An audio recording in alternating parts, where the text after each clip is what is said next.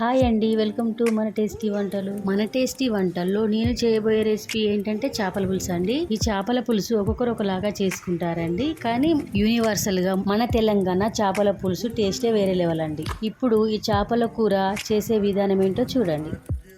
నేనైతే half KG fish ముక్కలు తీసుకున్నాను. 2 స్పూన్స్ కారం,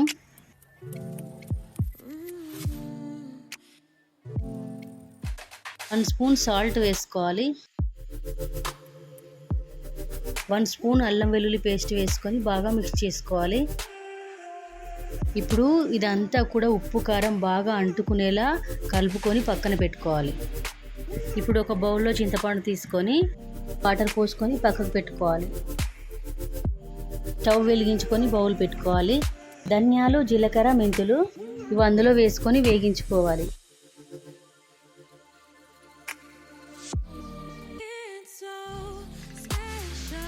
ఇవి దోరగా వేగించుకోవాలి.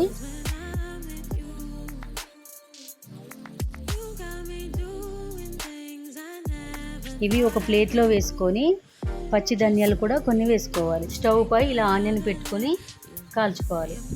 ఇలా చాకుతో గుచ్చి అన్ని వైపులా కాల్చుకోవాలి.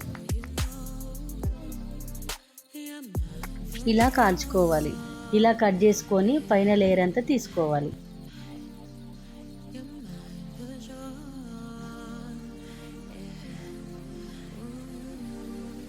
ఈ ఆనియన్ని ఇలా కట్ చేసుకొని ఇప్పుడు ఇవన్నీ కూడా మిక్సీ జార్లో వేసుకోవాలి. అలాగే మనం ముందుగా వేయించుకున్న ఈ ధనియాలు ఇవన్నీ కూడా అందులో వేసుకోవాలి.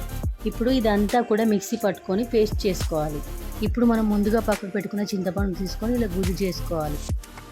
ఇప్పుడు ఈ చింతపండు గుజ్జు అంతా కూడా వేరే బౌల్లో పోసుకోవాలి. ఇప్పుడు ఈ విధంగా ఈ గుజ్జు అయితే చేసుకోవాలి. మరో స్టవ్ పై బౌల్ పెట్టుకొని ఇప్పుడు అందులో ఆయిల్ పోసుకొని వెల్లుల్లి వేసుకోవాలి. అదేవిధంగా జీలకర్ర, మెంతులు, ఆవాలు వేసుకొని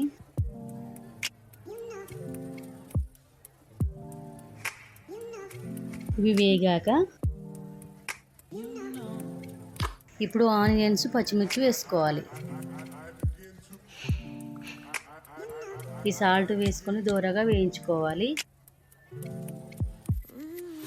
ఇప్పుడు కొంచెం పసుపు వేసుకోవాలి.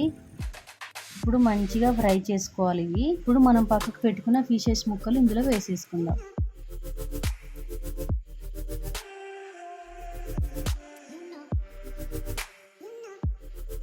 ఇప్పుడు వేసేసుకున్న తర్వాత కొంచెం సేపు ఫ్రై చేసుకుందాం.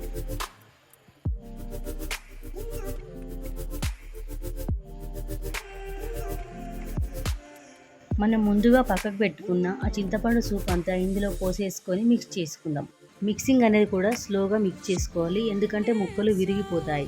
ఒక 5 మినిట్స్ మూత పెట్టుకొని ఉడకనిద్దాం. ఇప్పుడు కాసేపు అయ్యాక మూత తీసేసుకొని ముందుగా మిక్స్ చేసుకున్న పేస్ట్ అంతా ఇందులో వేసేసుకుందాం.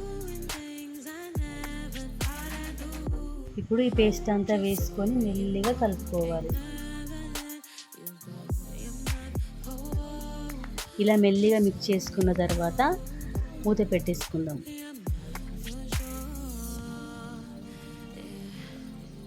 కాసేపు అయ్యాక మూత తీసేసుకొని మసాలా వేసేసుకుందాం. మసాలా వేసుకున్న తర్వాత కలుపుకోవాలి. ఇప్పుడు ఫైనల్గా మెంతి, కొత్తిమీర వేసేసుకుందాం.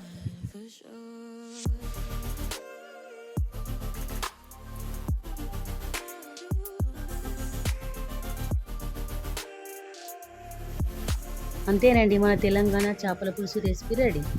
చూశారుగా, మన టేస్టీ చేపల పులుసు రెడీ అండి.